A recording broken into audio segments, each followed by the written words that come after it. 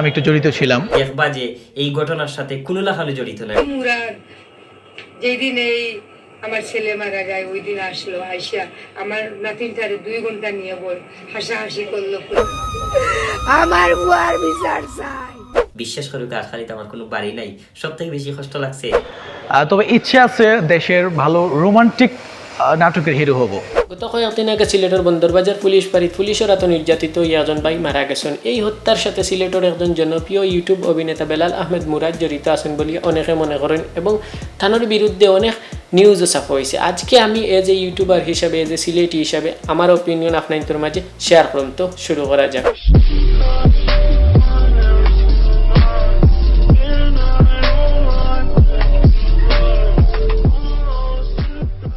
Welcome back guys. কাছে কিংবা দূরে বিশ্বজুড়ে যে যেখান থেকে বসে আজকের এই ভিডিওটা দেখরা সকলের প্রতি শুভেচ্ছা, শ্রদ্ধা, ভালোবাসা ও দোয়া নিরন্তর।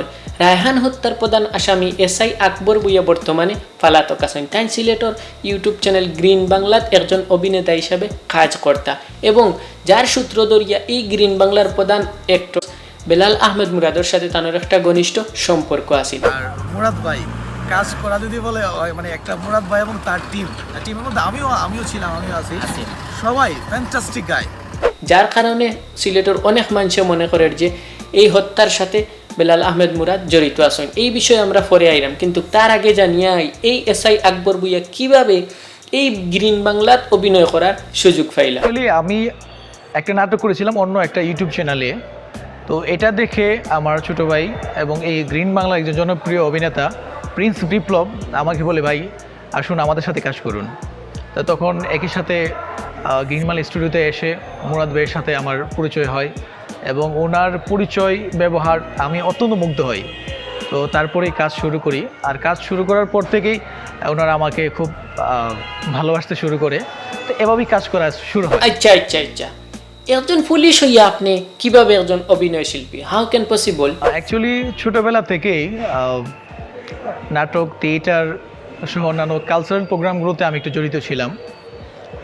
আর পুলিশে এসেও এখানে মোটামুটি আমি পুলিশের কালচারাল প্রোগ্রামগুলো করে থাকি। আচ্ছা আচ্ছা, ঘুষ খাও, চাঁদা লো দোকানদার হকলোর কাছ থেকে, এটাও তো হওয়ার দরকার আছিল না? ও সরি, ইনো কইলে কিবান হকলে শুনিলি বা। তো এভাবেই মূলত ছোটোবেলা থেকেই একটা আগ্রহ থেকে নাটক করা। আচ্ছা কসাই, গ্রিন বাংলাতে অভিনয় করিয়া সিলেটি মানুষের সাথে মিলিয়ে তোর কিলান লাগছে রে? এক কথা ফ্যান্টাস্টিক। এটা তো মুকুশ ফিন্দিয়া মাথি রে, মুকুশের আড়ালো কিতা আছে এটা মানুষের এখন জানা হয়ে গেছে।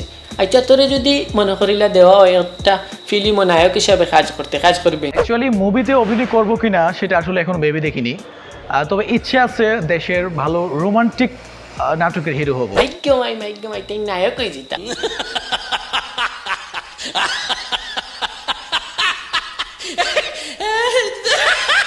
আপনারা তো শুনলা তার মুখ থেকে হে কিভাবে আইয়া এই গ্রিন বাংলার সাথে জড়িত হয়েছে অভিনয়।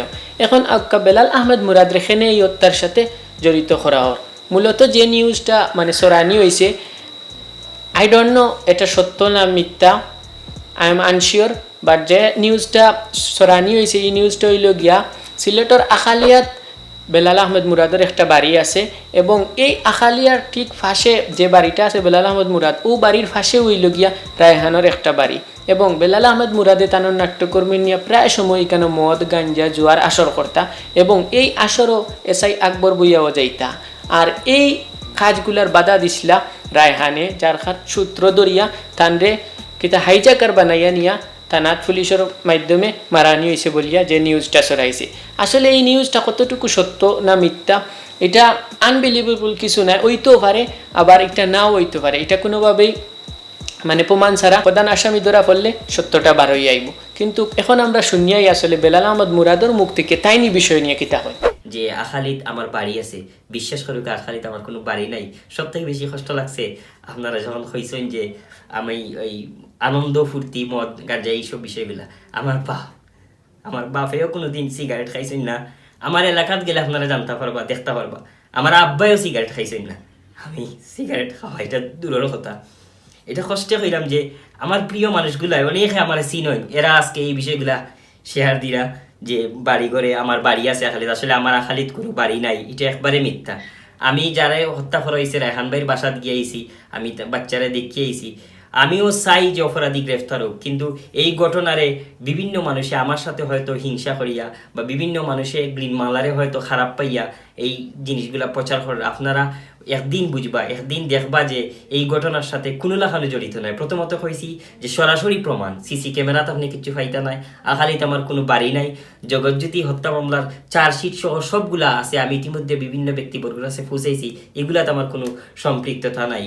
এবং আমি আপনার কাছে অনুরোধ করবো আপনারা একটু তো বুঝিয়ে এগুলা শেয়ার করবা, বুঝিয়ে এগুলা দেখবা, কারণ এই মৃত্যু অপবাদে অনেক কষ্ট দেয়, আমার মা বাপরে একদিন অনেক কষ্ট দেয়। এখন আমরা শুনিয়াই মৃত রায়হান বাইর মার মুখ থেকে তাইন কিতা কইন বেলাল আহমদ মুরাদরে তাইন সন্দেহ কররা কিনা। মুরাদের যে বিষয়টা আসছে, তার ছবি তোলা বা তার কথা বা তার সাথে মিশামিশি নাটক করা, এ নিয়ে কি আপনি মুরাদের প্রতি আপনার একটু সন্দেহ হচ্ছে? আমি সন্দেহ করছি না, তবে এইটাই আমার মনে হচ্ছে যে এই মুরাদ যেদিন এই আমার ছেলে মারা যায় ওই দিন আসলো, আইসা আমার নাতিনটারে 2 ঘন্টা নিয়ে বল হাসাহাসি করলো এবং তার বোনও আসলো। কিন্তু এই মুরাদের বাসায় এই আকবরকে সোমবার পর্যন্ত রাখলো। তাইলে আমরা নিজ কানে শুনি নাই, কিন্তু পরস্পর আমি কিছু শুনেছি এই মুরাদের সাথে আকবরে নাটক করে এবং তার বাসায় লুকিয়ে রাখলো।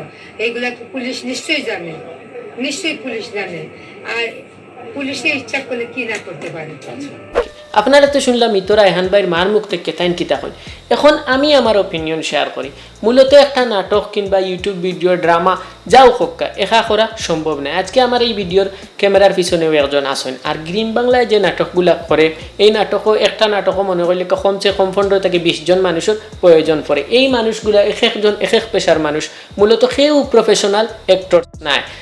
তারা এই কাজ অভিনয় করার পাশাপাশি অন্য জব করে, কিন্তু এই কাজ অ্যাক্টিং করার পরে যারা অন্য পেশা গেল তারা কাজ করলো, অন্য কাজও গিয়া যদি কোনো দুর্ঘটনা ঘটায় এর দায়ভার কি তারা নিত নি? এর দায়ভার তো তারা নিত না। আজকে আমিও আমার এই ছোটো চ্যানেলে একটা যদি ভিডিও করি, আমার ফ্রেন্ড বন্ধু 10টার প্রয়োজন পড়ে, 7-8 জনের মিলানি লাগে, তারা এক একজন এক এক পেশার আছে, কেউ স্টুডেন্ট, কেউ কাজ করে, কেউ কাপড়ের দোকানও আছে, এক একজন এক এক পেশার আছে, লেখাপড়ার পাশাপাশি করে।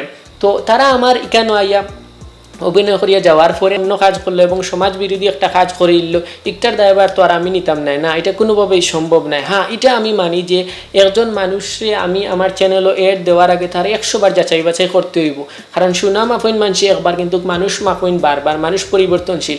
এই মানুষটা যেভাবে মুখোশ ফুরিয়ে থাকবে এটা তো আর তারা জানতো না, জানলে তো আর আজকে এত বড় ঘটনা ঘটে না।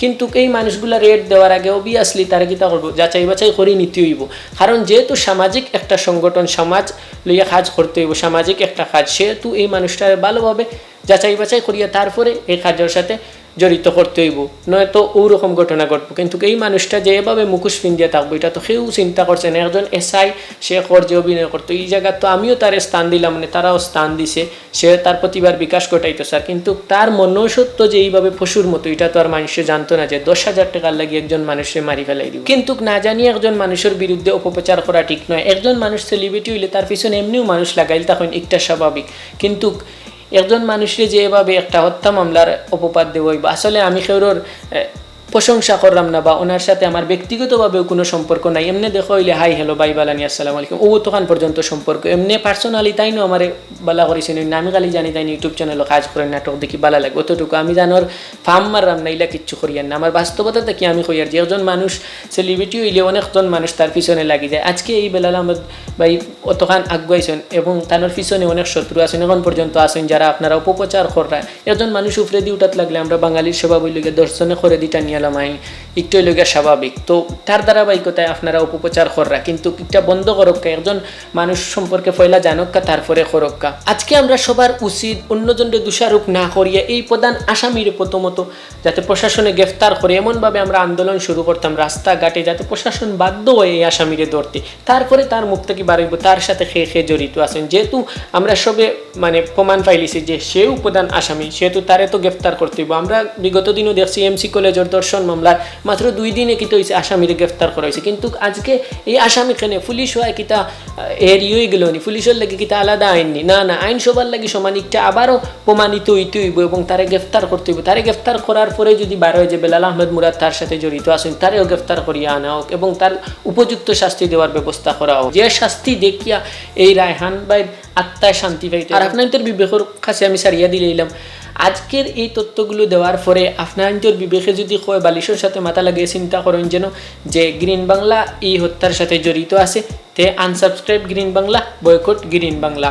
আর যদি মনে করেন না গ্রিন বাংলা এটার সাথে কোনোভাবেই জড়িত নয়, বেলাল আহমেদ মুরাদ এটার সাথে জড়িত নয়, তে তারা আগে জেলা সাপোর্ট করছেন, এখন আরও বেশি সাপোর্ট করবা। সবাই ভালো থাকবা, সুস্থ থাকবা, সব সিলেটি মানুষ মিলিয়া মিশিয়া থাকবা এবং আমরা আশা করব রায়হান ভাইয়ের আসামির দরিয়া শাস্তি দেওয়া হইব। সবাই ভালো থাকবা, সুস্থ থাকবা, দেখো আবারও কোনো এক সময় কোনো এক গণ আনন্দ মুহূর্ত। সেই পর্যন্ত শুভেচ্ছা নিরন্তর।